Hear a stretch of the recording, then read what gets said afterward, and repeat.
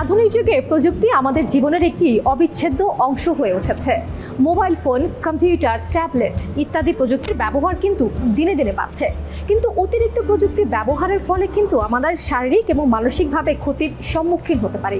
তাছাড়াও কিন্তু প্রযুক্তি আসক্তির ফলে আমাদের অবসাদ, ঘুম কম হওয়া, এমনকি চোখের সমস্যাও দেখা দিতে পারে। আর তাই তো আমাদের কিন্তু প্রযুক্তি ব্যবহারে সীমিত রাখা উচিত।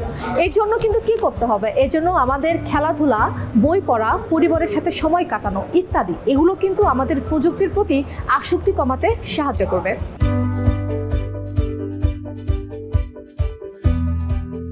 সোশ্যাল মিডিয়া ইউজ করতে আমরা কমাতে পারবো না। সোশ্যাল মিডিয়ার অনেক ভালো দিক আছে।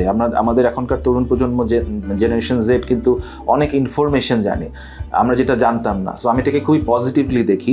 বাট যেটা মাঝে মাঝে হয় যে জ্ঞান ছাড়া, মানে প্রজ্ঞা ছাড়া জ্ঞান, যেটা প্রবলেম, যে উইজডম ছাড়া নলেজ মানুষকে অনেক সময় আমি বলবো যে ভুল পথে ধাবিত করে। সো তারা অনেক কিছু শিখছে কিন্তু তারা আসলে কোনটা ঠিক কোনটা ভুল এটা বাছাই করতে পারছে না। এটা একটা সমস্যা।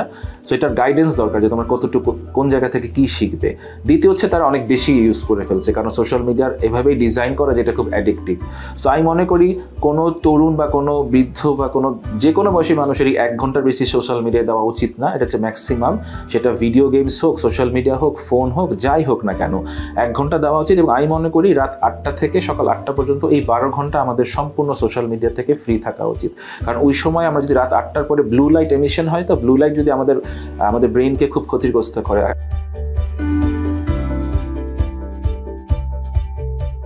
অনেক মানুষই জাস্ট খিটখিটে হয়ে থাকে।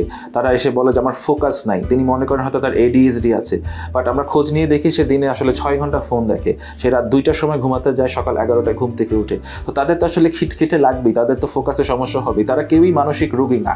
ইটস জাস্ট দ্যাট স্ক্রিন অ্যাডিকশনের ভুগে তাদের এই সিমটমসগুলো হচ্ছে। সো আমি 2টা কথাই বলবো যে আপনি যাই শিখবেন প্রপার জায়গা থেকে শিখবেন। একটা সিনিয়র যে আপনাকে একটু গাইড করবে, সেটা আপনার জন্য ভালো। আর সেকেন্ড হচ্ছে গিয়ে আমরা টাইমটাকে কমিয়ে আনি। আমরা দিনে 1 ঘন্টা দেখি, রাত 8টা থেকে সকাল 8টা পর্যন্ত আমরা স্ক্রিন টাইম না করাটি আমার মনে হয় ভালো। প্যারেন্টসদের প্রথম যেটা বলবো যে প্যারেন্টসদের নিজেদের স্ক্রিন টাইম অনেক বেশি। এটা আমাদের ক্লিনিক্যাল এক্সপিরিয়েন্স। যে বাবা মা অফিস থেকে এসে দেখা গেছে 2 ঘন্টা ফোন দেখছে, সে চায় না যে তার সন্তানটা হচ্ছে গিয়ে আধা ঘন্টা স্ক্রিন দেখুক।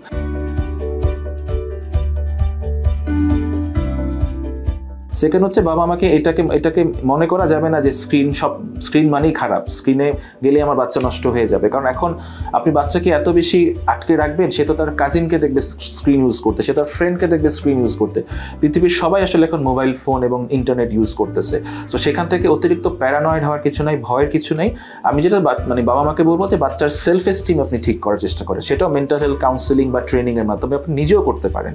যে বাচ্চা যেন সোশ্যাল মিডিয়াতে ঢুকে সে আরেকজনকে দেখে সে নিজেকে হীনমন্যতায় ফিল না করে, তার জন্য কনফিডেন্স ঠিক থাকে। সে যেন মনে না করে অমুকের তো এত কিছু আছে, আমার তো কিছু নাই, অমুকের তো 2টা আইফোন আছে, আমার তো এত কিছু নাই, অমুকের হয়তো লাইফটা খুব সুন্দর, আমার নাই, ভালো স্কুলে বলে আমার নাই। এই যে তার হীনমন্যতা, এই হীনমন্যতা নিয়ে বরং প্যারেন্টসদেরকে ভাবা উচিত। আপনি যদি সন্তানের হীনমন্যতা দূর করে দিতে পারেন, সেলফ এস্টিম ঠিক রাখতে পারেন, সোশ্যাল মিডিয়া কখনোই কোনো সমস্যা না।